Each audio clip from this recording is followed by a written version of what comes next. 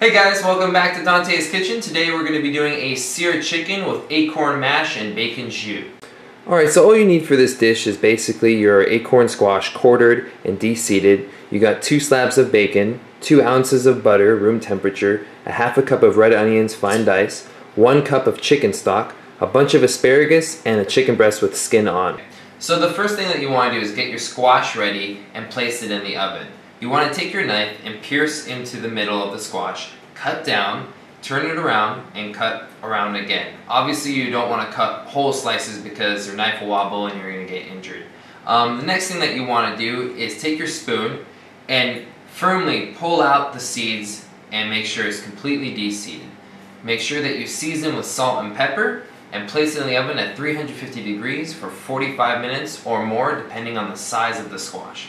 Now the reason behind why I use acorn squash is because it's a lot less stringy than most other squashes. So it will act more like a mashed potato or replicate that itself. So we have our green asparagus. Fun fact, there are 3 categories of asparagus. 1, which is green, the most common that we use. 2, which is white, which is a lot more tender but less flavorful. And purple, which is actually profiled as a much more fruity flavor. So line up your asparagus like so, and what you want to do is cut off a good 3 inches to remove the white part of the asparagus stem. So here we go. Alright, with every dish that I have asparagus on, I like to peel the asparagus. The reason behind that is basically because this is the hard part of the asparagus. You want to make it tender, and you basically don't want to press that hard so that you don't remove all the asparagus, but just the skin is what you want to take off. Alright, so basically what you want to do is you want to take this and cut at an angle right here. Break the wing bone, pull back, and then you get a nice clean cut right there. And all you want to do is basically, you can use the back of your knife and just scrape all the way down. So, and I'm just doing this for presentation. Alright, so basic seasoning for the chicken is just salt and pepper. Make sure you generously season it. Black pepper.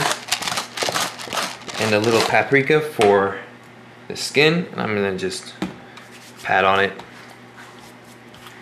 Give it a nice color when you sear it. Move it around. This is a technique called basting, and you're basically taking the hot butter or oil and constantly coating the other side of the protein, which is acting like a hot shield to be cooking it like an oven. Just direct heat all around the protein itself. And you just want to see, as you can see, it starts to white up. That means it's cooking even faster. And that's a better technique to basically just cook your protein without losing all the juices inside the protein.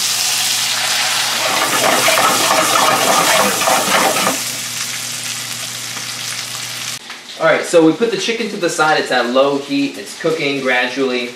Next thing that we want to do is do the sauce. Now the sauce takes a little bit of time, not that long. But the first thing that you need to know is the butter that we have is going to be used to thicken the sauce at the end, whereas the bacon, we already know that it's a pretty fatty piece of meat. So you don't need to be oiling this at all whatsoever. You just want to put the bacon on the saute pan and let the fat render. What you want to do is add the red onions. Basically just spread it out thinly across the pan. Make sure all the products on the pan brown up just as evenly. Leave aside some crispy bacon and red onion, and that's going to be your garnish. And now add the chicken stock, 1 cup, and deglaze. Now you can see all that brown is coming off of the pan, and that's all that flavor that's going to really enrich your sauce or your jus.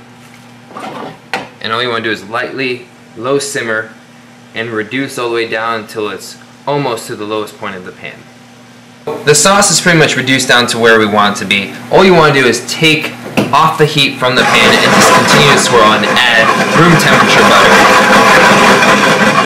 butter. Okay, so if you've ever made a sauce before and you see that when you add butter, the sauce looks a little gritty looking, or if you've ever heard of the term the sauce broke, it basically means the milk solubles and the oil separated from the butter. And that's something that you really want to avoid. And the trick behind that, like I said before, is basically turn off the heat, swirl the saute pan, and basically gradually add the butter. And that creates a good nappe consistency. And nappe, to find out, is basically coating the back of the spoon like so. That's a good sauce consistency. So asparagus is basically something that you always like to boil or par cook before. I myself just really like to saute it because I like to have that snapping bite. While it is still cooked, it does not lose its authenticity. It's not overcooked and it hasn't lost its flavor. So I like to do it just completely raw saute, and I like to actually take some of the butter from the roasted chicken from that pan and add it to a new pan and use that same butter, that flavored butter, for the asparagus. Last thing that you need to do is take out the acorn squash from the oven, take your spoon and peel it out of its skin, add some butter, season to taste, and plate how you like it, and enjoy your meal. See you next time on Dante's Kitchen. You feel the love tonight. You even know the words? No, Marks, this is my show.